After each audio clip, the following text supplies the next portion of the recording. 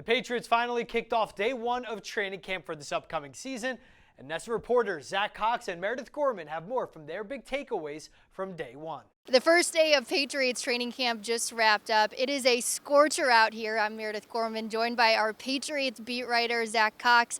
And Zach, it seemed like one of the takeaways after the first practice is that the guys really like playing for Bill O'Brien.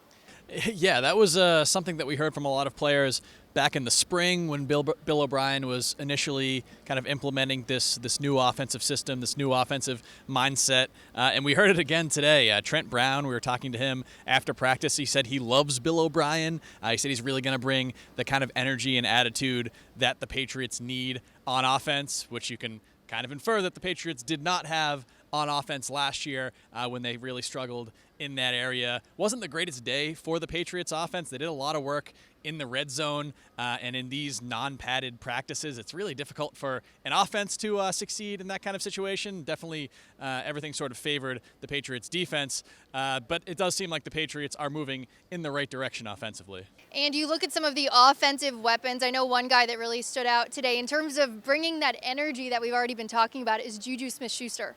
Yeah, Mac Jones called it juice. He says Juju really brings a level of juice to the Patriots offense, and you could see his energy, as you mentioned. This was the first time that he practiced in front of reporters since signing with the Patriots back in March. He was hyping up the crowd. He was jumping all over the place. He really does seem to be a guy that brings a lot of positive vibes. Going to be really interesting to see how the Patriots deploy him this season, because he's essentially going to be expected to replace Jacoby Myers as that reliable target for Mac Jones. Seems pretty clear at this stage that he and Devontae Parker are the Patriots' top two wide receiver options. We'll see how that develops during camp. But I would say this was a solid first day for Juju. He caught a touchdown on a slant from Mac Jones and his only target in competitive team drills. So far so good from the new Patriots receiver. You know, it's interesting because one of the things that we saw frequently during the offseason workouts was the defense winning the day. The defense had another strong day today. What's impressed you the most about them so far? Granted that we haven't been able to see much. Yeah, it's going to be, we're going to have to wait to see, again, until the pads come on, until the full contact situations begin.